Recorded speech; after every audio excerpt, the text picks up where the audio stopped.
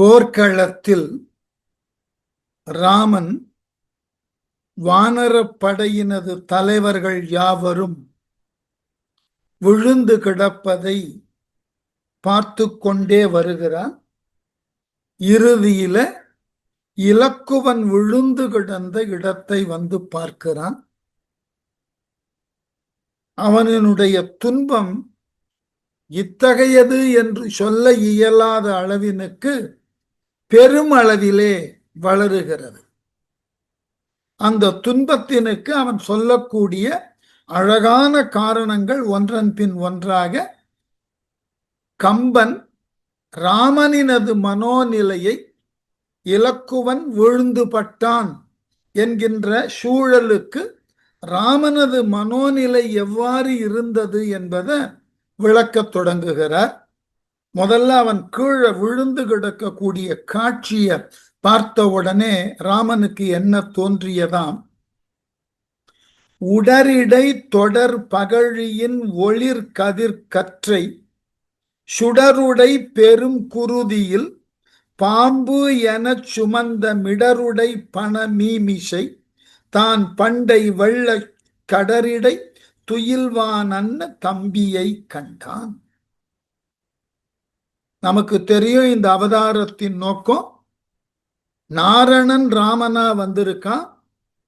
இலக்குவன் ஆதிசேடன் தான் இலக்குவன்.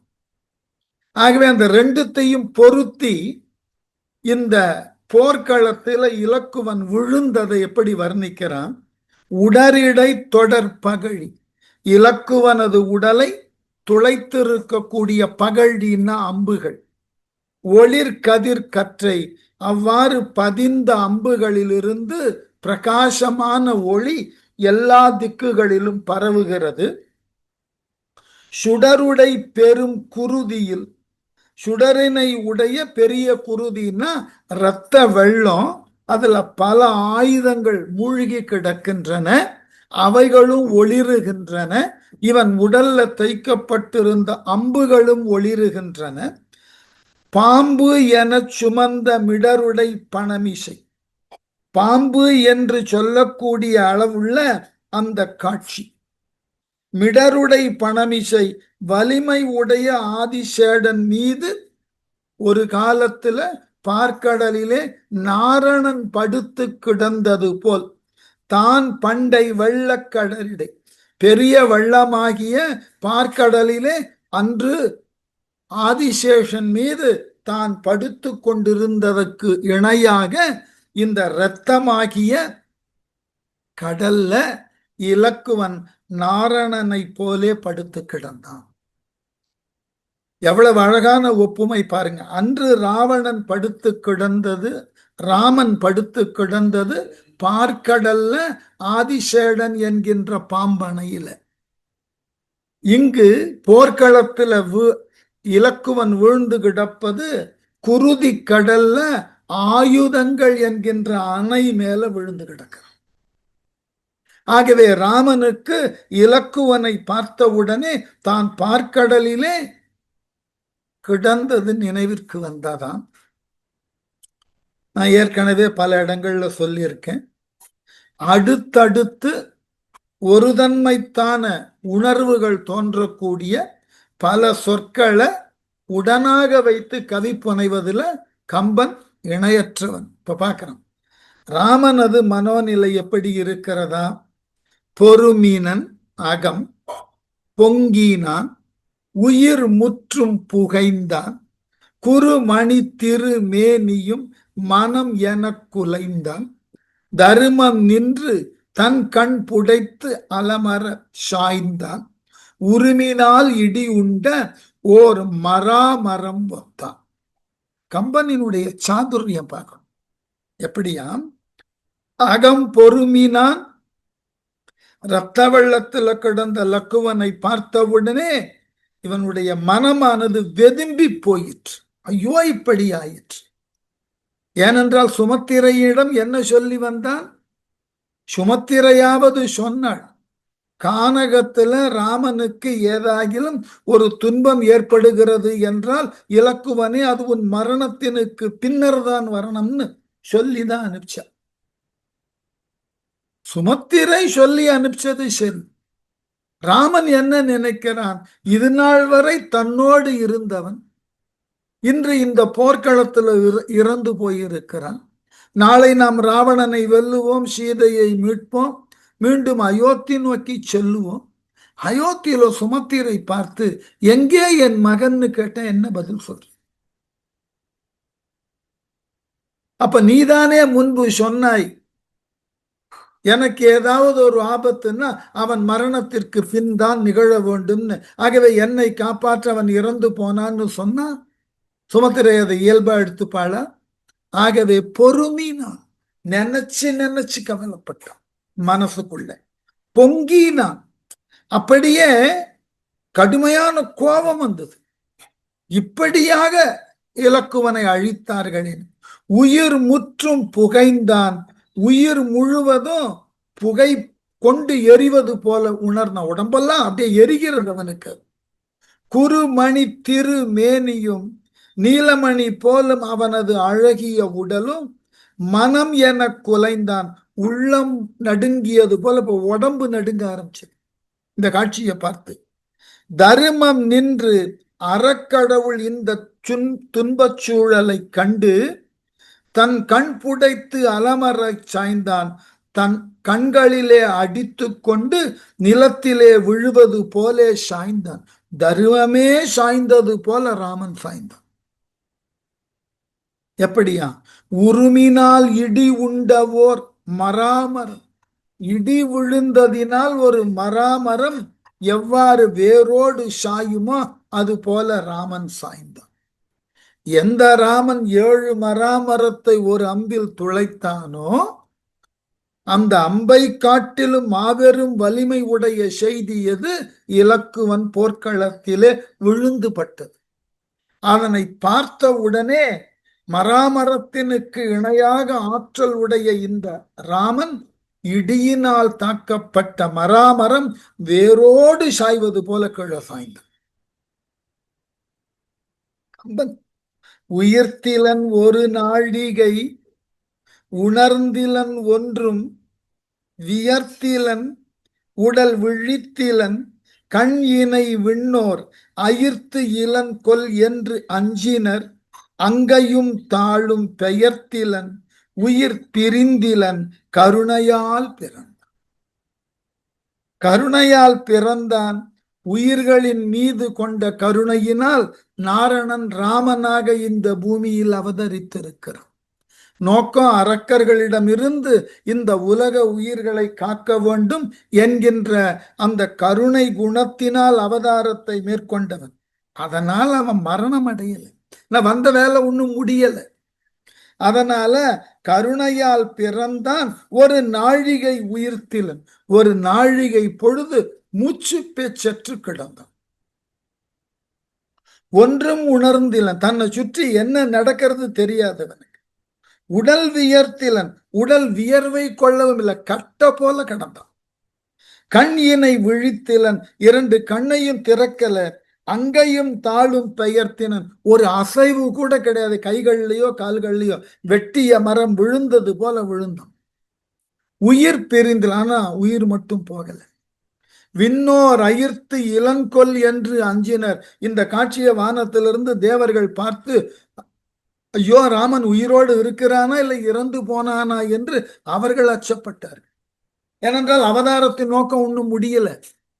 ராவணனை அழித்து தேவர்களுக்கு உரிய விடுதலையை தந்தாக வேண்டும். ராமன் இறந்து விட்டானோ என்று தேவர்கள் அஞ்சினார்கள்.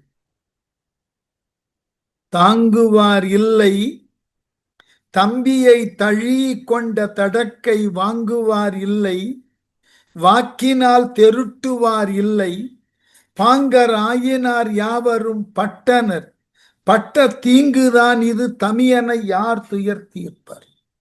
தாங்குவார் இல்லை. ராமனது துன்பத்தையும் அவன் கீழே விழுந்திருக்கிறானே அவனது உடலையும் தாங்குதற்கு யார் ஒருவரும் இல்லை. இருக்கக்கூடிய விபீஷணனும் உணவு ஏற்பாட்டுக்கு போயிட்டான். எஞ்சிய வானரப்படை தலைவர்கள் எல்லாம் விழுந்து கிடக்கிறார்கள். ஆகவே ராமனை தாங்குதற்கு இந்த தாங்குதல்னா ரெண்டு சொல்லு. உடலை தாங்குதல்னு ஒண்ணு, மனத்தளவிலே அவனை தேற்றுதல். யாருமே இல்லை. தம்பியை தழி கொண்ட இலக்குவனை அப்படியே ஆற தழுவி கொண்டான். தடக்கை வாங்குவாரில்லை ராமனது கைய. அந்த இலக்குவனது உடலிலிருந்து பிரித்து விட்டு ராமனை ஆசுவாசப்படுத்துவதற்கு கூட அங்கு ஆட்கள் இல்லை. வாக்கினால் தெருட்டுவாரில்லை, அருகிலிருந்து ஆறுதல் மொழி சொல்லி அவன் மனத்தினுக்கு ஒரு துணிவை தரக்கூடியவர்கள் யாரும் இல்லை. பாங்கர் ஆயினார் யாவரும் பட்டன். அவனுக்கு தோழமை உடைய அனைத்து வானர வீரர்களும் போர்க்களத்துல இறந்து கிடக்கிறார்கள். பட்ட தீங்குதான் இது. இத்தகைய கொடிய துன்பத்தை ராமன் அனுபவிக்கிறான். தமியனை யார் துயர் தீர்ப்பார்? ஆகவே யார் ஒருவரும் இல்லாத ராமன் இப்பொழுது தன்னந்தனியனாய் நிற்கிறான். இவனது துன்பத்தை போக்குவதற்கு யார்தான் வரப்போகிறார்கள் தெரியல. கவந்த பந்தமும் கழுதும் தன் கணவரை காணார் சிவந்த கண்ணியர் தேடினர் திரிபவர் திரளும் உவந்த சாதகர் ஈட்டமும் ஓரியின் ஒழுங்கும் நிவந்த அல்லது பிறர் இல்லை களத்திடை நின்றான். போர்க்களத்துல யாரெல்லாம் இருக்கிறார்களா? கவந்த பந்தமும் கழுதும், தலையற்ற உடல்களினது முண்டங்கள். கழுது பேய்கள். தம் கணவரை காணார், போர்க்களத்தில் பங்கெடுத்து கொண்டு அங்கு இறந்து போன தங்கள் கணவர்களை தேடிக்கொண்டு சிவந்த கண்ணியர், அழுததினால் சிவப்பான கண்களை உடைய அரக்ககுல பெண்கள் தேடி வருகிறார்கள் போர்க்களத்தில். தேடினர் திரிபவர் திரளும், தேடி அலையக்கூடிய அசுரர்களினது மனைவியர்களது கூட்டமும். உவந்த சாதகர் ஈட்டமும், தமக்கு உணவாக கூடிய பிணங்களை மிகுதி கண்டு மகிழ்ச்சி கொண்ட பூதங்களினது தொகுதி. சாவகர்னா பூதங்கள். ஓரியின் ஒழுங்கும், வருதையாக நரிகள் அங்கு இறந்து கிடக்கக்கூடிய பிணங்களை உண்டு அவைகள் ஓலமிட்டு கொண்டிருக்கின்றன. நிவந்த அல்லது இவைகள் மட்டுமே போர்க்களத்தில் காணப்பட்டது. களத்திடை நின்றார் பிறர் இல்லை. போர்க்களத்துல வேற யாரும் உயிரோட இல்லை, இவர்கள் தான் இருக்கிறார். வான நாடியர் வயிறு அலைத்து அழுது கண்மழை நீர் சோனை மாரியின் சொரிந்தனர். தேவரும் சோர்ந்தார், ஏனை நிற்பவும் திரிபவும் இறங்கின. எவையும் ஞான நாயகன் உருவமே ஆதலின் நடுங்கி.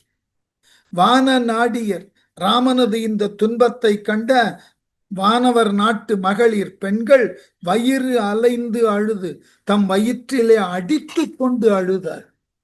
மழை கண்ணீர் மேகம் போன்ற கரிய மேகம் போன்று அவர்கள் வானவெளியிலிருந்து கண்ணீரை சிந்தினார்கள். சோனை மாரியின் சொரிந்தனர், விடாது பொழியக்கூடிய மழை போல அந்த தேவலோக பெண்களினது கண்களிலிருந்து கண்ணீர்கள் சிந்திய வண்ணம் இருந்தன. தேவரும் சோர்ந்தார், தேவர்களும் மனம் சோர்ந்து போனார்கள். இனி யார் நம்மை காக்கப் போகிறார்கள் என்று. எவையும் ஞான நாயகன் உருவமே ஆதலின், எல்லா பொருள்களும் இறைவனது வடிவங்களாக இருப்பதினால் யானை நிற்பவும் திரிபவும், அந்த போர்க்களத்துல நடக்கக்கூடியன நிற்கக்கூடியன எல்லா உயிர்களும் நடுங்கி இறங்கின. அந்த ராமனை போலவே நடுங்கின. அப்ப இது ஒரு பெரிய தத்துவம். ஏனென்றால் எல்லாவற்றையும் படைத்த இறைவன் எல்லாவற்றினுள்ளும் இருக்கிறான். ஆகவே எல்லாமே அங்கு ராமனாகி போனதினால போர்க்களத்துல கீழே கிடக்கக்கூடிய உருவங்களும் ராமனை போல் இருந்தன. புலம்பக்கூடிய ராமனை போல் எல்லோரும் புலம்பினார்கள். அவர்கள் யாவரும் ராமனை போலவே காட்சி அளித்தார்கள். ஆகவே பரம்பொருள் தன்மை உடையவனாகியவன் எங்கும் நீக்கமர நிறைந்திருக்கிறான் என்பதற்கு இது சான்றாயிற்று. முகையின் நாள்மலர் கிழவர்க்கும் முக்கணன் தனக்கும் நகையும் நீங்கிய திருமுகம் கருணையும் நலிந்த தொகையுள் நின்றவர்க்கு உள்ளது சொல்லியன் தொடர்ந்த பகையும் பார்க்கின்ற பாவமும் கலுழ்ந்தது பரிவர். முகையின் நாள்மலர் கிழவர்க்கும், மொட்டாக இல்லாமலேயே புதியதாக மலர்ந்திருக்கக்கூடிய திருமாலின் உந்தி கமலமாகிய தாமரை மலரிலே வசிக்கக்கூடிய பிரம்மன், முக்கணன் தனக்கும் 3 கண்ணை உடைய சிவனுக்கும், கருணையும் நலிந்த ராமன் படுகின்ற இரக்கத்தினால் விளைந்த வருத்தத்தினால் பிரம்மனும் சிவனும் ராமன் படுறத கட்டத்தை பார்த்து வருந்தினார்கள். ஏன் நாரணனை சொல்லல? அந்த அம்சம்தான் ராமன். ஆகவே இரக்கத்தினை கொண்டார்கள். திருமுகம் நகையும் நீங்கிய அவர்களினது முகத்துல மகிழ்ச்சி போய் கவலை வந்தது. தொகையுள் நின்றவர்க்கு 33 என்று எண்ணிக்கையின் உட்பட்டுள்ள தேவர்கள் அனைவருக்கும் உள்ளது சொல்லிய நேர்ந்த துன்ப நிலையை சொல்லி யாது பயன்? ஆனானப்பட்ட தெய்வங்கள் 2மே கவலையோடு இருக்கின்றன. தேவர்கள் நிலை என்ன? தொடர்ந்த பகையும் பார்க்கின்ற பாவமும், தொடர்ந்துள்ள பகையுடன் கண்ணுறுகின்ற பாவத்திற்குரிய தேவதையும் தன்னிலை மறந்து பரிவால் கலுழ்ந்தது. தர்ம தேவதையும் தன்னிலை மறந்து அழ ஆரம்பித்தாளாம். அண்ணலும் சிறிது உணர்வினோடு அயா உயிர்ப்பு அணுகி கண் விழித்தனன், தம்பியை தெரிவுறக் கண்டான், விண்ணை உற்றான் மீள்கிழன் என்று அகம் வெதும்பா புண்ணின் உற்றது ஓர் எரி அன்ன துயரினன் புலம்பும். அண்ணலும் சிறிது உணர்வினோடு கீழே விழுந்து கிடந்த ராமன் மெல்ல மயக்கம் தானா தெளிஞ்சான். எப்படியா? சிறிது உணர்வினோடு கொஞ்சம் உணர்வு வந்தது. அயா உயிர்ப்பு அணுகி பெருமூச்சு ஓடத் தொடங்கியது. கண் விழித்தான், மெல்ல கண்ணை திறந்து பார்த்தான். தம்பியை தெரிவுறக் கண்டான், விழுந்து கிடக்கக்கூடிய தம்பி லக்குவனை பார்த்தான். விண்ணை உற்றனன் மீள்கிழன் என்று, இவன் இறந்து விண்ணுலகு அடைந்து விட்டான், இனி மீள மாட்டான் என்ற எண்ணத்தோடு அகம் வெதும்பா உள்ளம் அழன்று வெம்ப புண்ணின் உற்றது ஓர் எரி என்ன, புண்ணிலே நெருப்பு தோய்ந்த, தீயில நெருப்பு வச்சது, அதாவது வெந்த புண்ணில் வேல்னு சொல்லுவோம் இல்லையா? கம்பன் வேற அழகா சொல்லுவான், எரிய கூடிய புண்ணுல எரிதழல் நுழைந்தது போல.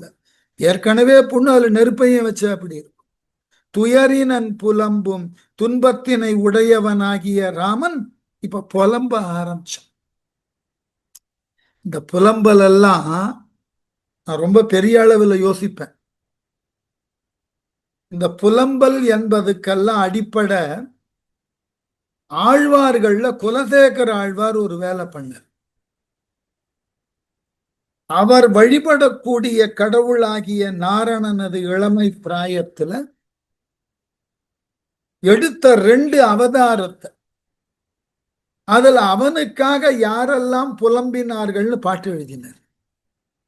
தயரதன் ராமன் காட்டிற்கு சென்ற உடனே மகனை பிரிந்த துயரினால் தான் எவ்வாறு எல்லாம் புலம்பினான் அவர் எழுதினார். தயரதன் புலம்பல். இது ராமாயணத்தில். கிருஷ்ணாவதாரத்துல சிறையில் பிறந்த கிருஷ்ணன் உடனுக்குடனாக கோகுலத்தில் கொண்டு சேர்க்கப்பட்டான். இந்த கிராமங்கள்ல சொல்லுவாங்க, பிறந்த குழந்தை கண்ணு திறக்கிறதுக்கு முன்னாடி அம்மா கிட்ட இருந்து பிரிச்சாச்சு.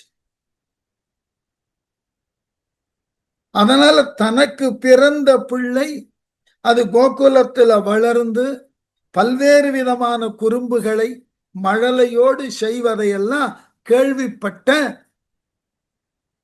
தேவகி, நான் பெற வேண்டிய இன்பங்களையெல்லாம் பெற முடியாமல் தவிக்க இவைகளையெல்லாம் கோகுலத்துல யசோதை பெற்று மகிழ்ந்தாளே என்று தேவகி புலம்பல்னு ஒரு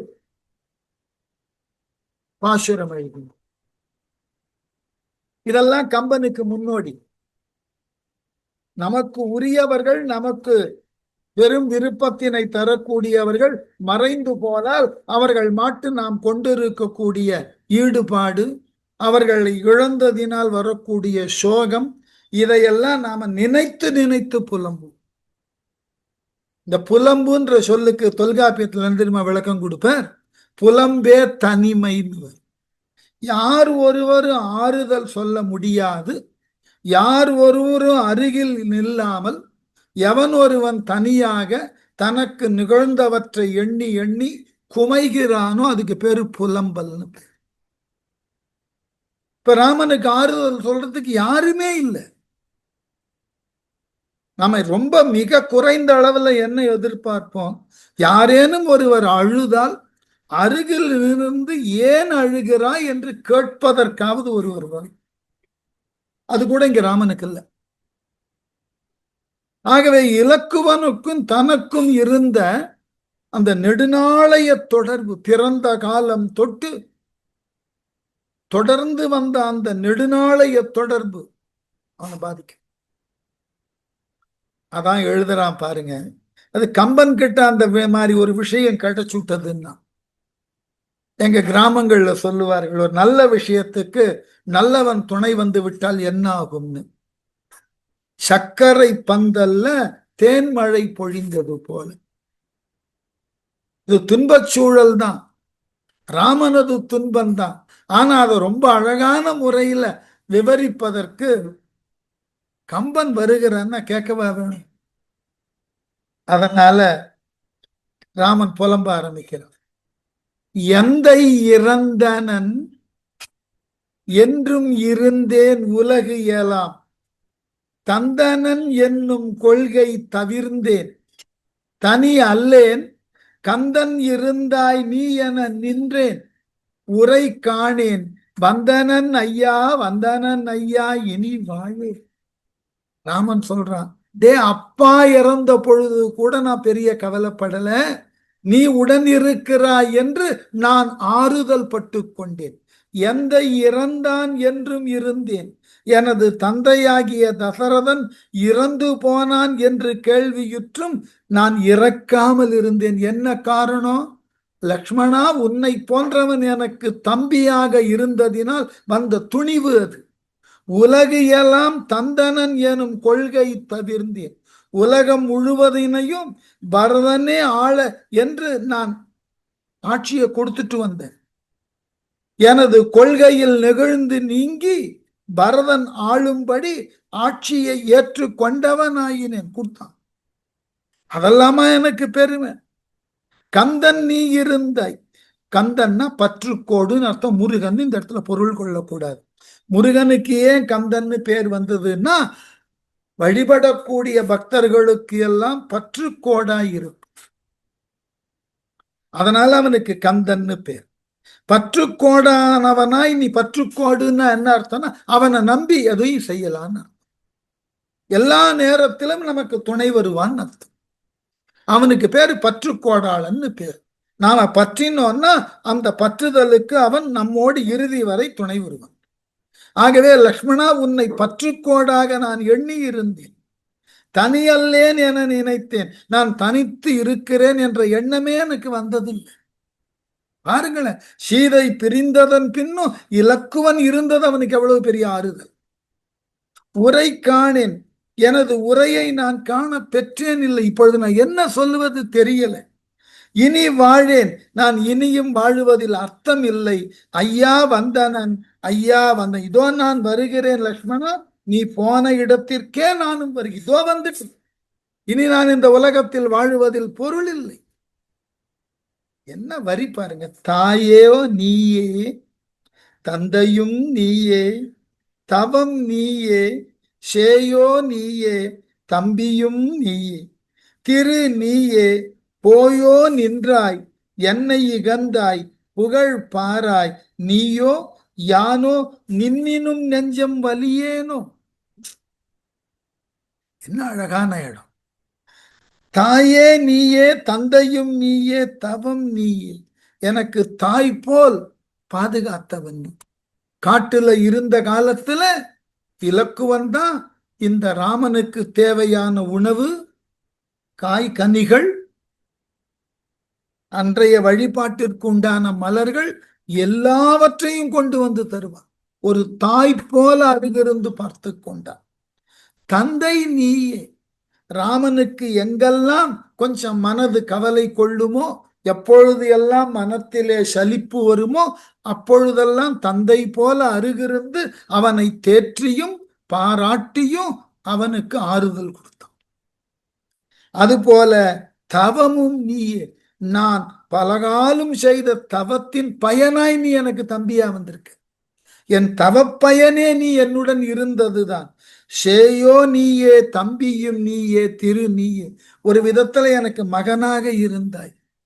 மிக அழகாக என்னை நன்கு பொழுதுபோக்கினுக்கு உட்படுத்தி மகிழ்ச்சி கடலிலே என்னை நீ இருக்கச் செய்தாய் மகன் போல. தம்பியும் நீயே. தம்பி உடையான் படைக்கு அஞ்சான் என்பது போல என் தோளோடு தோள் நின்று காட்டுல எதிர்த்த அசுரர்கள் அனைவரையும் அழித்திருக்கிறோம். செல்வமும் நீ. இந்த இடத்துல திருனாக்க செல்வம்னு எடுத்துக்க கூடாது. சில நேரங்கள் இப்படி தப்பா பொருள் சொல்லிடுவார்கள். ட்ரெஷர்னு அர்த்தம். என்னுடைய நிதி நீ. ட்ரெஷர்னா அது எதுவா வேணாலும் இருக்கலாம். செல்வம்னா வெறும் பொருள் தான் வரும். ட்ரெஷர் எது வேணா இருக்கு.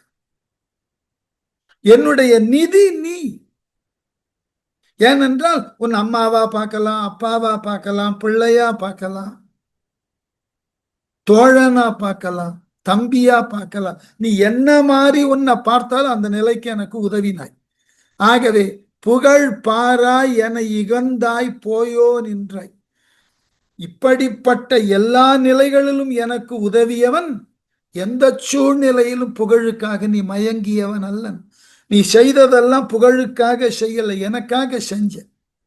அப்படிப்பட்ட நீ இப்பொழுது என்னை தனியே விடுத்து சென்றாயே, உயிர் துறந்தாயே. நீயோ யானோ இங்கனம் எனக்கு எல்லாமுமாக இருந்த நீ என்னை தனித்து அழவிட்டு செல்லலாமா? நீ அப்படி சென்று விட்டாய். எனக்கு எல்லாமுமாயிருந்த நீ இறந்து போனாய். உன்னிடமிருந்து எல்லா உதவியையும் பெற்ற நான் கல்லெஞ்சு கொண்டு உயிரோடு இருக்கிறேன். என்ன முரணுது? நின்னினும் நெஞ்சம் வலியேனோ ஆராய்ந்து பார்த்தால் உன்னை காட்டிலும் யானே வன்னஞ்சம் உடையவன். எனக்காக எல்லாவற்றையும் தாங்கி கொண்ட நீ வன்னஞ்சம் உடையவன் அல்ல. நீ இறந்த பின்னும் உயிரோடு இருக்கிறேனே, நான் அல்லவோ வன்னஞ்சம் என்று தன்னைத்தானே ஏசிக்கொள்ளுகிறான் ராமன். உரா நின்ற புண்ணுடையாய் பால் உயிர் காணேன், அரா நின்றேன் ஆவி சுமந்தேன் அழிகின்றேன், ஏரே இன்னும் உய்யினும் உய்வேன், இரு கூறா கீரா நெஞ்சம் பெற்றன நன்றோ கெடுவேனே. ஊரா நின்ற புண்ணுடையாய்ப்பால், ஊறுகின்ற புண்ணை உடைய உன் உடம்பின் கண்ணை அம்புகளினால் துளைக்கப்பட்டு உதிரம் சிந்தக்கூடிய அளவிலே நீ கிடக்கிறாய். உயிர் காணேன், உன் உடம்புல உயிரை தேடல, கிடைக்கல. ஆறா நின்றேன் ஆவி சுமந்தேன் அழிகின்றேன், என்னை ஆறுதல் படுத்துவதற்கு யாரும் இல்லை. இந்த உயிரை நான் சுமந்து கொண்டு வருந்துகின்றேன். நான் ஏன் உயிரோடு இருக்கிறேன் இந்த கொடுமையெல்லாம் பார்த்து கொண்டு என்று வருந்துகிறேன். ஏரே கெடுவேன், ஆண் சிங்கம் போன்றவனே நான் கெட்டு ஒழிதற்காகவே இருக்கிறேன். இரு கூறா கீரா நெஞ்சம், நீ இறந்தமை அறிந்தும் இரண்டு கூறாக என் நெஞ்சம் பிளக்காமல் இருக்கின்றதே. பெற்றனேன் அன்றோ இன்னும் உய்யனும் உய்வேன், இன்னும் உயிர் தாங்கி இருப்பினும் இந்த கொடிய துன்பத்திலேயே நான் செத்து போயிருக்கணும். இதையெல்லாம் தாங்கி கொண்டு இருக்கிறேன் அல்லவா, இன்னமும் என்னெல்லாம் துன்பம் வருமோ அவைகளையெல்லாம் கூட நான் பார்த்து கொண்டு வாழாய் இருப்பேன். என்ன செய்வது? பயிலும் காலம் 10 படற்கானத்து அயில்கின்றேனுக்கு ஆவன நல்கி அயிலாதாய், வெயில் என்று உண்ணாய் நின்று தளர்ந்தே மெலிவு எய்தி துயில்கின்றாயோ என்று இவ்வுறக்கம் துறவாயோ. அழகு.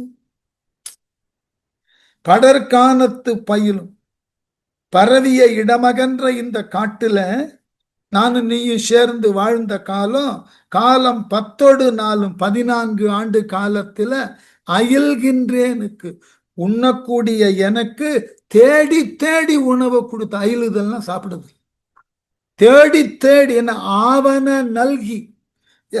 எது பிடி இந்த காட்டிலையும் எனக்கு எது பிடிக்கும் என்றெல்லாம் தேடி தேடி உணவை கொடுத்துட்டு நீ சாப்பிடாம இருந்த. அயிலாதாய், நீ சாப்பிடல, நான் சாப்பிடுவதை பார்த்து மகிழ்ச்சியோடு நின்றாய்.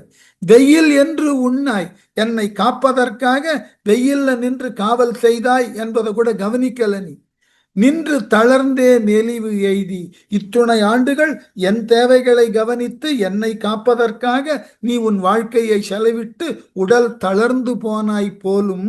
அதனாலதான் இப்ப கீழே படுத்து உறங்குகிறாயா, இன்று துயில்கின்றாயோ, இந்த தளர்ச்சியை போக்கிக் கொள்ளதான் இந்த போர்க்களத்துல உறங்கிக் கொண்டு இருக்கின்றாயோ லக்குவனா. இவ்வுறக்கம் துறவாயோ, அருகிலே நிற்கிறேன், உன் தூக்கத்தை முடித்து கொண்டு எழுந்து வரமாட்டாயா? இறந்தவர்கிட்ட நீ எழுந்து வா என்று பேசுதல் என்பது இயல்பு. தாரை புலம்பல்லையும் பார்த்தோம்.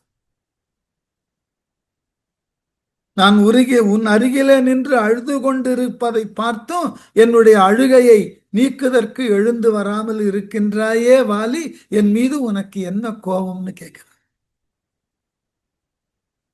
அந்த அளவினுக்கு இறந்து கிடந்தவன் அவன் மயங்கி கிடக்கிறான் என்று ராமனை போன்று இருக்கக்கூடியவர்களுக்கே அந்த கவலை இருந்தது. அதனால நீ எழுந்து வா இலக்குவா, உறங்கியது போதும் வா என்று ராமன் கூப்பிடுகிறான். அயிரா நெஞ்சும் ஆதியும் ஒன்றே எனும் அச்சொல் பயிரா எல்லை பாதக நேர்க்கும் பரிவு உண்டோ, செய்யிரோ இல்லா உன்னை இகழ்ந்தும் திரிகின்றேன் உயிரோ நானோ ஆரினி உன்னோடு உறவு ஐயா. அயிரா நெஞ்சும் ஆவியும், ஐயுறவு கொள்ளாத தெளிந்த நெஞ்சமும் உயிரும் ஒன்றே எனும் அச்சொல், தம்முள் பிரிவு இல்லாமல் ஒன்றி கலந்திருக்கும் உடம்பும் உயிரும் என்று கூறக்கூடிய அந்த உலகோர் மொழிக்கு, நான் உடம்புனா எனக்கு உயிர் போல இருந்தவனடா நீ. பயிரா எல்லை பொருள் உள்ளதாக ஆகாத போது பாதக நேர்க்கும் பரிவு உண்டோ, பாவியாகிய என்னிடமும் இரக்கம் என்ற உணர்வுதான் நிகழுமா? நானும் நீயும் உடலும் உயிரும் போல இருந்தா நீ இறந்த போதே நானும் உடம்ப கீழே போட்டிருக்கணும், போடலையே. செய்யரோ இல்லா ஒரு குற்றமும் இல்லாத உன்னை இழந்தும் திரிகின்றேன், உன்னை இழந்த பின்னும் வருத்தம் இல்லாமல் நான் உயிரோட இருக்கேன். ஐயா இனி உன்னோடு உறவு, ஐயனே இனி உன்னுடன் உண்மையான உறவு, உயிரோ நானோ ஆர், எனது உயிரோ யானோ யார். ரெண்டு பேருமே பிரிஞ்சிட்டோமே. நீ உடல்லாம் நான் உயிரா இருந்திருப்பேன், நான் உடல்லாம் நீ உயிரா இருந்திருப்ப. அப்படித்தான் வாழ்ந்து வந்தோம். இப்ப நீ இறந்திருக்கிறாய், நான் உயிரோடு இருக்கிறேனே. ஆகவே எனக்கு உயிராகவோ உடலாகவோ நீயும் இல்லை நானும் இல்லை. இந்த உண்மை நமக்கு இப்பொழுதுதான் புரிந்தது. நீ மரணப்பட்டதற்கு பிறகும் நான் வாழுகின்றேனே. வேள்விக்கு ஏகி வில்லும் இருத்து ஓர் விடம் அம்மா வாழ்விக்கும் என்று எண்ணினேன், முன்னே வருவித்தேன் சூழ்வித்து என்னை சுற்றினரோடும் சுடுவித்தேன், தாழ்வித்தேனோ இத்தனை கேடும் தருவித்தேன். வேள்விக்கு ஏகி வில்லும் இருத்து, ஜனகன் செய்த வேள்விக்கு சென்று சிவன் வில்லையும் ஒடித்து, விஸ்வாமித்திரனது வேள்விக்கு உடனாக சென்றோம். ஜனகனது வில்லை, சிவன் வில்லை முறித்தோம். ஓர் விடம் வாழ்விக்கும் என்று எண்ணினேன். ஓர் நஞ்சினை சீதையை திட்டுறான், இது நம்மை வாழ்விக்கும் என்று எண்ணினீங்க. அவளால இப்ப பிரிஞ்சு இங்க வந்து ஒன்ன பிரிஞ்சிருக்கு. இந்த சீதையை வில்ல வளைச்சு கல்யாணம் பண்ணி கொண்டது அவை நம்மை வாழ்விப்பாள்னு நம்பின. முன்னே வருவித்தேன், என் முன்னே வருவித்து கொண்டேன் மனைவியாக. சூழ்வித்து என்னை சூழ்ந்து வர செய்து என்னை சுற்றினரோடும் சுடுவித்தேன், என்னை சுற்றி இருந்தவர்களையும் சுட்டொழித்தேன். சீதையை கல்யாணம் பண்ணிட்டு வந்ததுனால நான் இதுதான் ஆண் மனது. எப்படி இவன் பட்ட கஷ்டத்துக்கெல்லாம் தனக்கு வாய்த்த மனைவி சரியில்லைன்னு புலம்புறது. இத்தனை கேடு தருவித்தேன், அந்த சீதையை முன்னாக வைத்து எல்லோருக்கும் பல துன்பங்களை உண்டாக்கி கொடுத்தேன். தாழ்வித்தேனோ இதன் பின்னும் நான் பின் வாங்கினேனா? இல்லை. சரி, சீதையை யாரோ தூக்கிண்டு போனா போயிட்டு போறதுன்னு விட்டு போயிருக்கலாம்ல, போகலையே. அவளை தேடினோம், வாலிவதம் பண்ணோம், சுக்ரீவன் துணையோட சீதையை தேடினோம், அசோகவனத்துல இருக்கிறத அனுமன் வந்து சொன்னா, படையெடுத்து வந்தோம். எல்லாம் அந்த சீதை என்ற ஒருத்திக்காக. அவளை நான் கல்யாணம் பண்ணிக்காம இருந்திருந்தா, இல்ல கல்யாணம் பண்ணிட்டு அவளை அரண்மனையிலேயே விட்டுட்டு வந்திருந்தா, இல்ல காட்டுக்கு வந்து அவளை ஒருவன் சிறை எடுத்தான் தொலையட்டோன்னு விட்டு இருந்தா, இந்த துன்பம் உண்டா? அவள் ஒருத்தியினால் எல்லா துன்பத்தையும் நான் பிறருக்கு தருதற்கு முன்வந்தேன். மண்மேல் வைத்த காதலின் மாதா முதலோர்க்கும் புண்மேல் வைத்த தீநிகர் துன்பம் புகுவித்தேன். பெண்மேல் வைத்த காதலின் இப்பேறுகள் பெற்றேன். என்மேல் வைத்தேன் என் புகழ் யான்தான் எளியேனோ. மண்மேல் வைத்த காதலின், மண்ணின் தேவை, மண்ணிடத்தை வைத்த பற்று காரணமாக, பூமியின் மீது ஆட்சி செலுத்த வேண்டும் என்ற ஆசையின் காரணமாக, மாதா முதலோருக்கும் என்னுடைய தாயார்கள் முதலானவர்க்கும் புண்மேல் வைத்த தீநிகர் துன்பம் புகுவித்தேன். புன்னிடத்தே தீ நுழைந்தது போல பெரிய துன்பத்தை நான் தந்துவிட்டேன். பெண்மேல் வைத்த காதலின், சீதை என்னும் பெண்ணிடத்தே நான் கொண்ட காதலினால் இப்பேறுகள் பெற்றேன். இத்தகைய பயன்களை நான் அடைந்தேன். என் புகழ் என்மேல் வைத்தேன். எனது புகழ்த்திறங்களை ஒன்றன் மேல் ஒன்றாக பிறர் எண்ணி மதிக்குமாறு உயர்த்தினேன். யான் தான் எளியேனோ, நான் தான் வழியற்ற எளியேனோ. பார், ஒவ்வொரு சூழல்லையும் எனக்கு கட்டம்தான். இந்த கட்டங்களை ஒன்றன் பின் ஒன்றாக அனுபவித்தேன். என்ன பயன்? இப்ப ஒன்னையும் இழந்திருக்கிறேன். மாண்டாய் நீயோ, யான் ஒருபோதும் உயிர் வாழேன். ஆண்டான் அல்லன் நானிலம் அந்தோ பரதன் தான். பூண்டார் எல்லாம் பொன்றுவர் துன்ப பொறையாற்றார்.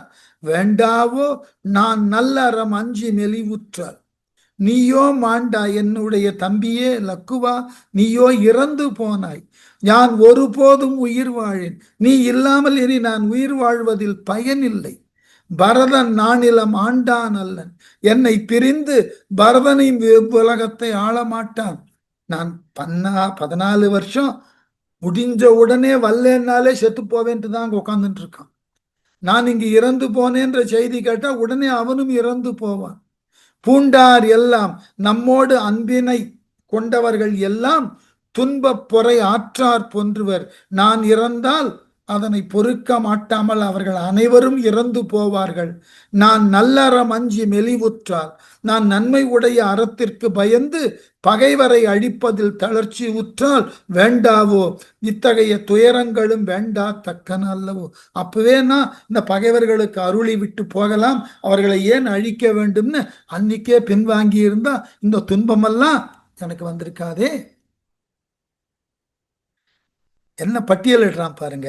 அறம், தாய், தந்தை, சுற்றமும் மற்றும் என்னை அல்லால் துறந்தாய்.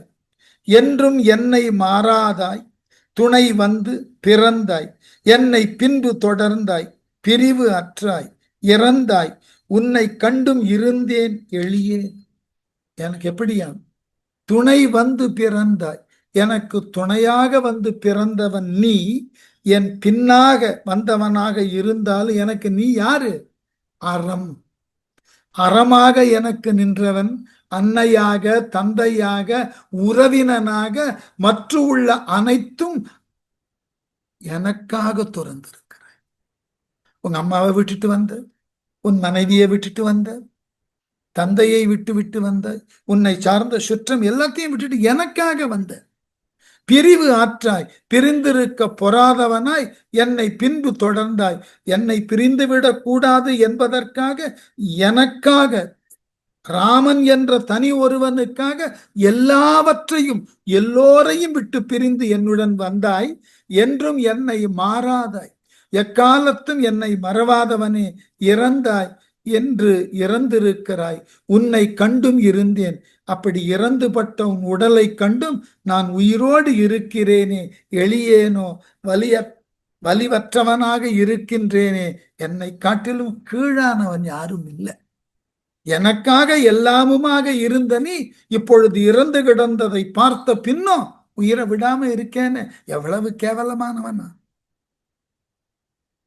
சான்றோர் மாதை தக்க அரக்கன் சிறை தட்ட ஆன்றோர் சொல்லும் நல்லறம் அண்ணான் வயமானால் மூன்றாய் நின்ற பேர் உலகு ஒன்றாய் முடியாவேல் தோன்றாவோ என் வில் வலி வீரத் தொழிலம்மா. சான்றோர் மாதை, சான்றோர்களால் போற்றப்படக்கூடிய கற்பென்ற ஆற்றலை உடையவளாகிய சீதையை தக்க அரக்கன், அரக்கத்தன்மைக்கு சான்றாக நிற்கக்கூடிய ராவணன் சிறை தட்ட, சிறைப்படுத்தி வைக்க ஆன்றோர் சொல்லும் நல்லறம் கொடியவர்களை ஒருத்தழிக்க வல்ல அறக்கடவுள் உண்டென சான்றோர்களால் சிறப்பித்து கூறப்பெறக்கூடிய நல்லறம் உடைய அண்ணான் வயமானால் அத்தகையவனது கொடுமைக்கு உட்பட்டு அடங்கி செயலற்று போகும் என்றால் மூன்றாய் நின்ற பேர் உலகு, மேல் உலகு, பாதாள உலகு, மண்ணுலகு என்று மூவகையாய் நின்ற இந்த உலகங்கள்ல ஒன்றாய் முடியாவேல் ஒரு சேர அழிந்து போகாமல் இருக்குமானால் என் வில் வலி வீரத் தொழில், என்னுடைய வில்லின் வன்மையை காட்டும் வீரத் தொழில் தோன்றாவோ, உலகுக்கு நன்கு விளங்க தோன்றாவோ. எப்படி என் வில்லினது வலிமை உலகத்திற்கு நன்றாக தோன்றி இருந்தால் உன்ன நான் இழந்திருப்பேன். எவ்வளவு பெரிய கொடுமை. வேலை பள்ளம் குண்டு அகழிக்கும் விராதற்கும் காலின் செல்லா கவந்தன் உயிர்க்கும் கரனுக்கும் மூல பொத்தல் செத்த மரத்து ஏழ் முதலுக்கும் வாலிக்குமே ஆயனவாறு என் வலிய. ஒன்ன காப்பாத்துறதுக்கு தகுதி இல்லாத என் அம்பு பண்ணின சாதனை எல்லாம் சாதனையில சேர்த்தியா? அவ்வளவு நோக்கிறான் பாருங்க ராமன். இந்த அம்பு கொண்டு எத்தனை சாதித்து இருக்கிறேன், அதெல்லாம் சாதனையா? உன்னை காப்பாற்ற முடியாத இந்த அம்பு இருந்து என்ன பயன்? இந்த அம்பு கொண்டு என்ன செய்திருக்கிறேன்? வேலை பள்ள குண்டு அகழிக்கும். கடல்ல பாலம் கட்ட முடியாதுன்ற நிலை வந்த போது கடல் மன்னனை அம்பினால் அச்சுறுத்தினான் ராமன். இந்த ராமன் அம்புக்கு கடல் மன்னன் பயந்தான். அதனால போடக்கூடிய பாறைகளை எல்லாம் நான் அலைகளால் சேர்த்து வைக்கிறேன், நீ பாலம் கட்டிக்கோன். விராதற்கும், விராதனை கொல்லுதற்கும், காலின் செல்லா கவந்தன், கால் கொண்டு நடக்க இயலாத கவந்தனை கொல்லுதற்கும், கரனுக்கும், கரன் என்கின்ற அரக்கனை கொல்லுதற்கும், மூல பொத்தல் செத்த ஆணிவேரின் கண் ஆற்றல் அற்று போய் பட்டு நின்ற ஏழு மரத்து முதலுக்கும், ஏழு மரங்களை என் ஒற்றை அம்பினால் துளைப்பதற்கும், வாலிக்கும், வாலியை கொல்லுதற்கு மட்டுமே ஆயினவாறு என் வலி அம்மா. இப்படிப்பட்ட மக்களையும் செயல்களையும் செய்தற்கு தாயே அம்பு பயன்பட்டது லக்குவனா, உன்னை காப்பதற்கு இது பயன்படவில்லையே. எவ்வளவு பெரிய வருத்தம் பாருங்க. ஒரு மருத்துவர் இருக்கார், ஒரு குறிப்பிட்ட துறையில பெரிய வல்லவர். அவ்வாறு வல்லவராக இருக்கக்கூடியவர் அவர்கிட்ட வரக்கூடிய பலருக்கு தன்னிடம் உண்டான வைத்திய திறமையினால மருந்து கொடுத்து சிகிச்சை அளித்து எல்லோருக்கும் வாழ்வு கொடுத்திருக்கிறார். ஆனால் அது போன்றதாகிய நோய் தன் இல்லத்துல வந்த ஒருவருக்கு அந்த மருந்தை கொடுக்கவோ அதன் மூலமாக குணப்படுத்தவோ முடியலன்னு அவர் என்ன நினைப்பார்? ஊருக்கெல்லாம் மருந்து கொடுத்தேனே, எல்லோர் உயிரையும் காப்பதற்காக உழைத்தேனே, அந்த மருந்து என்னிடம் இருந்தும் உரிய முறையில உரிய நேரத்துல என் வீட்டில் இருக்கிறவருக்கு கொடுக்க முடியவில்லையே, அவர்கள் இறப்பதற்கு நான் காரணம் ஆயினேனேன்னு வருந்துவார் இல்லையா? அதான் ராமன். இந்த அம்பு கொண்டு எல்லோரையும் அழித்தேன், எல்லாருக்கும் உதவுவதற்காக இதை அழித்தேன் இந்த அம்பு கொண்டு. ஆனால் லக்குவனா, இந்த அம்பு கொண்டு உன்னை காப்பாற்ற, உன்னை எதிர்த்தவனை அழிக்க முன்வராமல் போயினேனே, என்னடா என் வீரம்? ஊர்ல இருக்கிறவனுக்கெல்லாம் உதவின, உனக்கு உதவ முடியலையே. இதுதான் இருக்கக்கூடிய மிக உன்னதமான கையறு நிலை. எல்லாம் இருக்கு. நம்மை சார்ந்தவர்களுக்கு நம்மால ஒண்ணும் செய்ய முடியாத ஒரு இக்கட்டு வந்துட்டதுன்னா இருந்து என்ன பயன்? அதனால கேட்டான், இருந்தேனால் இந்திர சித்தே முதலாய பெருந்தோரரை கொன்று பிழைக்க பெறுவேனா? வருந்தேன், நீயே வெல்லுதி என்னும் வலி கொண்டேன், பொருந்தேன், நான் இப்பொய் பிறவிக்கும் பொறை அல்லேன். வருந்தேன், வருத்தம் இல்லாமல் நிற்கிறேன் பார். நான் நீயே வெல்லுதி எனும் வலி கொண்டேன். நீயே இந்திரஜித்தனை போர்க்களத்துல சந்தித்து அவனோடு போர் உடற்றி அவனை நீ அழின்னு நான் அனுப்பிச்சேன். இருந்தேனால் நின்னை இழந்து இந்த நிலையில் உயிர் துறவாது இருக்கிறேன். இந்திரசித்தே முதலாய பெரும் தேரோரை, இந்திரஜித்து முதலாக உள்ள பெரிய தேர்ப்படைகளை கொண்டவர்களை கொன்று பிழைக்க பெறுவேனோ? போரில் கொன்று பிழைத்திருத்தலாகிய ஆற்றலை பெறவல்லேனா? இனிமே என்னால் அது முடியுமா? நான் பொருந்தேன், நான் உன்னுடன் பிறந்தேன் என்று கூறிக்கொள்ளுதற்குண்டான தகுதியை இழந்துட்டேன். இப்பொய் பிறவிக்கும் பொறை அல்லேன். இந்த பொய்மைத்தன்மை உடைய பிறவியின் சுமையை தாங்குதற்கும் வன்மை உடையேன் அல்லேன். ஒன்னையே காப்பாற்ற முடியல, நான் மற்றவர்களை இனி எவ்வாறு இந்த அரக்கர்களிடமிருந்து காப்பாற்ற போகுது? அதுவும் பொய். அவதார நோக்கமே பொய்யாயிடுமோன்னு கவலைப்பட்டுட்டோம். மாதாவும் நம் சுற்றமும் நாடும் மறையோரும் ஏது ஆனாரோ என்று தளர்ந்தே இருவாரை தாதாய் காணச்சால நினைந்தேன், தரை ஆழ்வேன் போதாய் ஐய பொன்முடி என்னை புனைவிப்பான். தாதாய், தாதாய்னா தாதான்னு அர்த்தம். எல்லாவற்றினுக்கும் மேலானவன். ராமன் லக்ஷ்மணனுக்கு கொடுத்த பட்டம். தாதா, என் அப்பனே, எல்லாவற்றினுக்கும் மேலானவனே, தந்தைக்கும் மேலானவன் தாதா. மாதாவும் நம் சுற்றமும் நாடும் மறையோரும், நம்மை ஈன்ற தாய், நம் சுற்றத்தார்கள், நாட்டு மக்கள், வேதியர்கள் ஏது ஆனாரோ என்று தளர்ந்தே இருவாரை, வனம் போனவர்கள் இன்னமும் ஏன் திரும்பி வரவில்லை என்று வருந்தி கொண்டிருப்பார்கள், மனம் தளர்ந்து போயிருப்பார்கள். காணச்சால நினைந்தேன், அவர் துயரை போக்குதற்கு பெரிதும் எண்ணி நின்றேன். அந்த நேரத்துல ஐயனே என்னை பொன்முடி புனைவிப்பான், என்னை பொன்னால் என்ற முடியை புனைவித்தல் வேண்டி தரையாழ்வேம் போதாய், நிலமாழ்வதற்கு மீண்டும் உயிர் பெற்று வரமாட்டாயா? அப்படி பார்க்க வேண்டாமா என்ன? நீ நம்முடைய உறவினர்களுக்கிட்டெல்லாம் போய் நம்ம வெற்றியை சொல்லி நான் மீண்டும் அந்த அயோத்தியில மகுடம் சூடிக்கொண்டு ஆழ்வதை நீ காண வேண்டா? லக்ஷ்மணா, அதற்குத்தானே இவ்வளவு பாடுபட்டோம். அதை நீ காணாமலேயே போகிறாயே, என்ன நியாயம்? எழுந்து வா. பாசமும் முற்ற சுற்றிய போதும் பகையாலே நாசமும் முற்ற இப்போதும் நடந்தேன் உடன் அல்லேன், நேசமும் அற்றார் செய்வன செய்தேன், நிலை நின்றேன், தேசமும் மற்ற என் கொற்ற நலத்தை தெரியாது. பாசம் முற்று சுற்றிய பொழுதும், முன்பே இந்திரஜித்தன் எழுதின அனுப்பின நாகபாசம் உனது உடம்பை சுற்றிய பொழுதும் பகையாலே நாசமும் முற்ற இப்பொழுதும், அதே இந்திரஜித்தனாலே விடப்பட்ட பிரம்மாஸ்திரம் உன்னை வீழ்த்திய இந்த பொழுதிலும் உடனல்லே நடந்தேன். உனக்கு துணையாக நிற்காமல் உன்னை விட்டு புறமாக சென்று விட்டேன். நேசமும் அற்றார் செய்வன செய்தேன், அன்பில்லாதவர்கள் செய்யக்கூடிய செயலை போல செஞ்ச, நீயே பார்த்துக்கோ அப்படின்னு விட்டுட்டு போயிட்டேன். நிலை நின்றேன், ஆனால் இப்பொழுது தளர்ந்து போய் நிற்கின்றேன். என் கொற்ற நலத்தை, இத்தகைய எனது வெற்றி நலத்தை தேசமும் மற்றும் தெரியாதோ, உலகம் தெரிந்து கொள்ளாதோ? பார், ராமன் தான் இருந்து கொண்டு தம்பியை போர்க்களத்திலே மாளச் செய்தான்னு இனி உலகம் என்னை ஏளனமா பேசும் இல்லையா? பேசிட்டோம், என்ன பண்றது? நாகபாசத்துல பீடிக்கப்பட்ட பொழுதே ஒரு படிப்பினை வந்திருக்கணும்.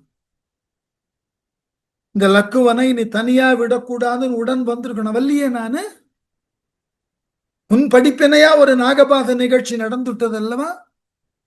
அப்ப நாகபாசத்திலிருந்து பிழைத்ததற்கு பிறகு இந்திரஜித்தன் மீண்டும் உங்களை தாக்க வருகிறான்னா கடுமையான கோபத்தோட வருவான் இல்ல?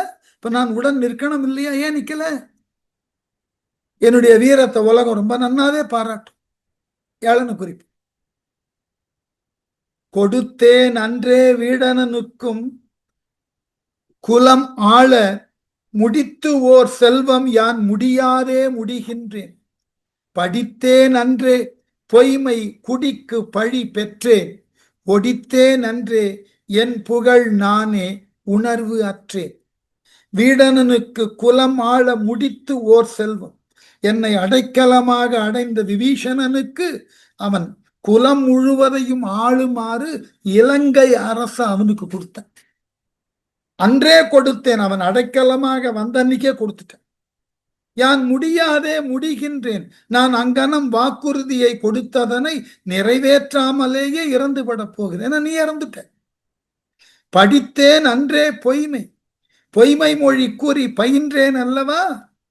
குடிக்கு பழி பெற்றேன். அதனால் ராமன் சொன்ன வாக்க காப்பாத்தல, இறந்துட்டான்னு இந்த குடி என்னுடைய முன்னோர்களினுடைய பழம் பெருமைக்கு மாசு உண்டாக்கி விட்டேன். உணர்வு அற்றேன் நானே என் புகழ் ஒடித்தேன் என்றோ. உணர்வு அற்றவனாகிய யான் எனது புகழினை நானே சிதைத்து அழித்துக் கொண்டேன். என்று என்று ஏங்கும் விம்மும் உயிர்க்கும் இடையக்கி சென்று ஒன்று ஒன்றோடு இந்தியம் எல்லாம் சிதைவு எய்த பொன்றும் என்னா தம்பியை ஆர்வத்தோடு புள்ளி ஒன்றும் பேசான் தன்னை மறந்தான் துயில்வுற்றான். என்று என்று எங்கும் இவ்வாறு பலவேறு சிந்தனைகளை சொல்லி சொல்லி புலம்பினான். விம்மும் உயிர்க்கு மனம் விம்முகிறது, பெருமூச்சு விடுகிறான். இடையகி சென்று இடையிடையே பெருமூச்சை விட்டு இந்தியம் எல்லாம் ஒன்றோடு ஒன்று சிதைவு எய்த கண் முதலிய 5 பொறிகளும் செயல்பாடு அற சிதைந்து போக பொன்றும் என்ன இறந்தொழிவோம் என்று தம்பியை ஆர்வத்தோடு புள்ளி இறந்து கிடந்த தம்பி லக்குவனை ஆற தழுவி ஒன்றும் பேசான் தன்னை மறந்தான் துயில்வுற்றான். ஒன்றும் பேச இயலாதவனாகி தன்னை மறந்து அப்படியே அந்த லக்குவன் உடல் மேல விழுந்து கிடந்தான். இந்த இடத்துல தேவர்கள் ஒரு உண்மையை சொன்னார். கண்டார் விண்ணோர் கண்கள் புடைத்தார் கழுழ்கின்றார் கொண்டார் துன்பம் என் முடிவு என்னா குலைகின்றார். அண்டா ஐயா எங்கள் பொருட்டால் அயர்கின்றாய் உண்டோ உன்பால் துன்பு என அன்பால் உரை செய்தார். தேவர்கள் இதை பார்த்தார்கள். விண்ணோர் கண்டார். ராமன் உற்ற இந்த பெருந்துயரை தேவர்கள் பார்த்தார்கள். கண்கள் புடைத்தார் கழுழ்கின்றார். அதனை இப்படி ராமன் புலம்புவதை தங்கள் கண்களால் பார்த்தோமே என்று கண்களை அரைந்து கொண்டு அழுகிறார். துன்பம் கொண்டார். எல்லையற்ற துன்பத்தை அடைந்தார்கள். என் முடிவு என்ன குலைகின்றார். முடிவில் என்ன நிகழப் போகின்றதோ என்று பயந்தார்கள். அண்டா ஐயா அண்டம் முழுவதும் ஆளக்கூடியவனே இறைவனே ராமனே உன்பால் துன்பம் உண்டோ. இறைவனாகிய உனக்கு துன்பம் வருமா. எங்கள் பொருட்டால் அயர்கின்றாய். எங்கள் பொருட்டாகவே இத்தகைய துன்பங்களை நீ மேற்கொண்டிருக்கிறாய் என அன்பால் உரை செய்தார் என சொல்லி அம்முதல்வினிடத்து பேரன்பினால் பின்வருமாறு பேசத் தொடங்கினார்கள். கவலைப்படாத. உனக்கு உண்டான துன்பம் துன்பம் அல்ல. இலக்குவன் பிழைப்பான். எப்படி? உன்னை உள்ளபடி அறியோம் உலகை உள்ள திறம் உள்ளோம். பின்னை அறியோம் முன் அறியோம் இடையும் அறியோம். பிறழாமல் நின்னை வணங்கி நீ வகுத்த நெறியில் நிற்கும் இது அல்லால் என்னை அடியோம் செயற்பால இன்பத் துன்பம் இல்லோனி. இன்பத் துன்பம் இன்பமும் துன்பமும் இல்லாதவன் நீ. எதையும் சமமா பார்க்கிறவன். உன்னை உள்ளபடி அறியோம். உன் நிலைமை உள்ளது உள்ளவாறு அறியும் திறன் எங்களுக்கு இல்லை. உலகை உள்ள திறம் உள்ளோம். உலகினை நிறைந்துள்ள நின் வியாபகத்தன்மையை சிந்தித்து உணரும் திறமுடையோம் இல்லை நாங்கள். உலகம் முழுவதும் நீயாக இருக்கிறாய். தெரியாது எங்களுக்கு. பின்னை அறியோம் முன் அறியோம் இடையும் அறியோம். முடிவு இது என்றும் தெரியாது. முதலும் தெரியாது நடுவும் தெரியாது. நீ பரத்துவம். நின்னை வணங்கி ஆதி அந்தம் நடு என்ற ஒன்று இல்லாத உனது திருவடியை வணங்கி நீ வகுத்த நெறியின் பிறழாமல் நீ வகுத்தருளிய அறநெறியிலிருந்து மாறுபடாமல் நிற்கும் இது அல்லால் நினது ஒழுகுதலை அன்றி அடியேன் செயற்பால என்ன நின் அடியேன் ஆகிய நாங்கள் எங்களால் செய்ய தகுந்தன என்ன.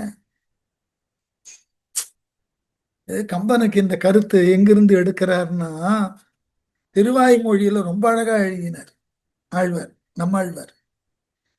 வித விசும்பு எரி வெளி நீர் நில மிசை மிசை இவை மிசை படற்பொருள் முழுவதும் ஆயவை யாவதொரும் உடல்மிசை உயிரென கரந்தெங்கும் பரந்துளன் சுடர்மிகு கருதியுள் இவை உண்ட கரணி. எல்லாமே நீயாக இருக்கிறாய். உன்னை என்னன்னு எங்களால புரிந்து கொள்ள முடியாது, வாய்ப்பு கிடையாது. இறைவன் எத்தகையன் என்று தெரிந்து கொள்வதற்கு நம்மால முடியாது. ஏதோ நம்முடைய வேதனைகள் அவனிடம் சொன்னால் அவன் அருளுவான்ற ஒன்றோடு தான் வாழ்க்கையை ஓட்டி கொண்டிருக்கிறோம். நம்ம இறைவனை முழுதுமாக தெரிந்து கொண்டு இருக்கிறோமா என்றால் இல்லை, முடியாது, நடவாது. அவன் ஆதி தெரியாது, அந்தம் தெரியாது, இடைப்பட்ட நிலையில் அவன் எவ்வாறு இருக்கிறான் தெரியாது. உலக பொருள் அனைத்துமாய் அவன் இருக்கிறான் தெரியாது. அவன் அந்தர்தியாமி தெரியாது. இப்படிப்பட்டவனாகிய இறைவனை தேவர்கள் நாங்கள் உன்னை வணங்கத்தான் முடியும், வேறு என்ன எங்களால செய்ய முடியும்? இப்ப தெய்வத்திற்கு ஒரு கவலைன்னா அந்த கவலையை அதுவே தான் போக்கிக் கொள்ளணும், அடுத்தவன் பக்கத்துல போய் போக்க முடியாது. யோசிச்சு பாருங்க. இந்த பிற்காலத்துல ஒரு திரைப்பட பாட்டுல எழுதுவார்கள் அல்லவா, எல்லாருக்கும் கலக்கம்னா தெய்வத்திட்ட போய் முறையிடுவார்கள், தெய்வமே கலங்கி நின்றோம் யார்கிட்ட போய் முறையிடுவது? இதான் இடர்பாடு. அதனால இது நம்மாழ்வார் பாசுரத்து கருத்து அப்படியே வாங்கி எழுதியிருக்கார் கம்பர். அரக்கர் குலத்தை வேறறுத்து எம் அல்லல் நீக்கி அருளாய் என்று இறக்க எம்மேல் கருணையினால் ஏயா உருவம் இவை எய்தி புறக்கும் மன்னர் குடி பிறந்து போந்தாய் அறத்தை பொறை தீர்ப்பான் கறக்க நின்றே நெடு மாயம் எமக்கு காட்ட கடவாயோ. ரொம்ப அழகா பேசினார்கள் தேவர்கள். அரக்கர் குலத்தை வேறிருக்க, இரக்கமற்றவர்களாகிய அரக்கர்கள் தேவர்களாகிய எங்களுக்கும் முனிவர்களுக்கும் கடுமையான துன்பத்தை கொடுக்க, அந்த அரக்கர்களினது குலத்தை வேறறுக்க எம் அல்லல் நீக்கி அருளாய் என்று எங்கள் துன்பத்தினை போக்கி எங்களுக்கு அருள வேண்டும் என்று நாங்களெல்லாம் உன்னை பார்க்கடலிலே வந்து யாசித்தோம். அதனால இரக்கம் எம்மேல் கருணையினால் நாங்கள் எல்லாம் உன்னிடம் வேண்டிக் கொள்ள எங்கள் மீது கொண்ட கருணையினால் அருளினால் ஏயா உருவம் இவை எய்தி பொருந்தாத மானிட வடிவத்தை நீ பெற்ற. நீ தெய்வம், பரம்பொருள். அப்படிப்பட்ட உன்னை மனித வடிவம் எடுக்க வச்சோம் நாங்க, எங்க தப்பது? நீ என்ன பண்ணுவாய் இல்லையா? ரொம்ப பெரிய மனுஷனை போயிட்டு ஒரு அசாதாரணமான வேலையை செய்யன்னு அப்படி அவன் பெரிய பெரிய சாதனை செய்தவன். அவனை போயிட்டு ஒரு வேடிக்கையான பழைய காலத்து கதை உண்டு. ஒரு பல்கலைக்கழகத்துல துணை வேந்தரா இருக்கிறார் ஒருத்தர். அவர் தன்னுடைய பதிவாளரை கூப்பிட்டு, ரெஜிஸ்ட்ராரை கூப்பிட்டு, இந்த ஆண்டு எத்துணை பேர் தேர்வு எழுதினார்கள், எத்துணை பேர் தேர்ந்தார்கள், எத்துணை பேர் தோல்வியுற்றார்கள்னு கேட்கிறார். உடனே பதிவாளர் ஏடுகளை பார்க்கிறார். உடனே துணைவேந்தர் சத்தம் போடுறார். சட்டென்று சொல்லுகிறார், இத்தனை பேர் தேர்வு எழுதினார்கள், இத்துணை பேர் வென்றார்கள், இத்துணை பேர் தோற்றார்கள். இந்த விவரங்களை கை விரல் நுனியில வைத்திருக்க வேண்டாமா? என்ன நீங்கள் பதிவாளர்னு திட்டிட்டு போயிடுறார். அவர் போயிட்டு ஒரு மருத்துவற்ற போயிட்டு தன் உடலை சோதிக்க போறார். மருத்துவர் அவருடைய முன்பே கொடுத்திருந்த இரத்த பரிசோதனை எல்லாம் பார்த்து, ஏதோ உங்களுக்கு இது இப்படி இருக்கிறது அதனால் இது என்று ஏதோ சொல்ல வருகிறார். உடனே இவர் சொல்லுகிறார், என் ரத்தத்துல இன்னவை இவ்வாறு இருக்கின்றன கிடுகிடுன்னு இவர் ஒப்பித்துக் கொண்டு வருகிறார். இதெல்லாம் இருப்பதினால் எனக்கு இது போன்றதாகிய நோய்கள் வருவதற்கு சாத்தியக்கூறு உண்டு, இதைத்தானே சொல்ல வருகிறீர்கள். இதை தெளிவாக சொல்லாமல் நீங்கள் என்ன மருத்துவர்? மருத்துவரையும் திட்டு. அவருக்கு அவ்வளவு தெரியும். இந்த துணைவேந்தர் வீட்டுக்கு வர்றார், மனைவி இல்லை. ஆகவே தானே குளிர்சாதன பெட்டியை திறந்து ஒரு குவளை நிறைய பால் எடுத்து இந்த அடுப்புல ஒரு பாத்திரத்தில் ஊற்றி சூடுபடுத்துகிறார். பக்கத்தில் இருக்கக்கூடிய பணிப்பெண் வந்து கேட்கிறா, நான் போட்டு தரட்டுமா உங்களுக்கு காப்பி? இல்லை, எனக்கு தெரியும். உடனே பால் பொங்கி வருகிறது, என்ன செய்வதுன்னு தெரியல. அது சிந்திவிடக் கூடாது என்பதற்காக சட்டென்று அந்த பாத்திரத்தை கையில பிடித்து இறக்க முனைகிறார். சூடு தாங்காமல் பாத்திரத்தை கீழே போட்டு பாலெல்லாம் கொட்டி விடுகிறது. இதை பார்த்த பணிப்பெண் கேட்டா, என்ன படிச்சு என்ன வேலை பார்க்குறீங்க? பால் பொங்கும் போது அடுப்பை அணைக்கணும்ன்ற மூளை கூடவா இல்லை? நீங்கள்லாம் என்ன படிச்சு ஒரு பெரிய பல்கலைக்கழகத்துல துணைவேந்தரா என்னதான் வேலை பார்க்குறீங்க? போதுமா? மிக உயர்ந்த இலக்குகளுக்கு உரியவர்களை சாதாரண வேலை செய்ய சொன்னா தவித்து விடுவார்கள், தடுமாறி போவார்கள். அததான் இங்க ராமன் கிட்ட தேவர்கள் சொல்லுகிறார். உனக்கு உயரமான வேலையெல்லாம் இருக்கையா, அதை விட்டுட்டு இந்த அரக்கர்களிடமிருந்து எங்களெல்லாம் காப்பாத்துன்னு கேட்டதுனால தேவையில்லாத மானுட வடிவத்தை எடுக்க வச்சோம். எப்படி? துணைவேந்தர் பால் காய்ச்சின மாதிரி. தேவையா இது? ஆகவே உருவம் எய்தி அறத்தை பொறை தீர்ப்பான். அறத்தினை கவ்விய தீமைகளை போக்குதற்காக நீ அவதரித்தாய். புறக்கும் மன்னர் குடி பிறந்து போந்தாய். உலக உயிர்களை காக்கக்கூடிய சூரிய குல மன்னர் வரிசையில நீ பிறந்தாய் எங்களுக்காக.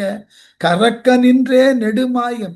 இவ்வாறு எமது குறைகளை போக்குதற்காகவே மானுடனாய் மறைந்து நின்று நீ நெடிய மாயத்தன்மையை ஒழித்து வைத்தாயே.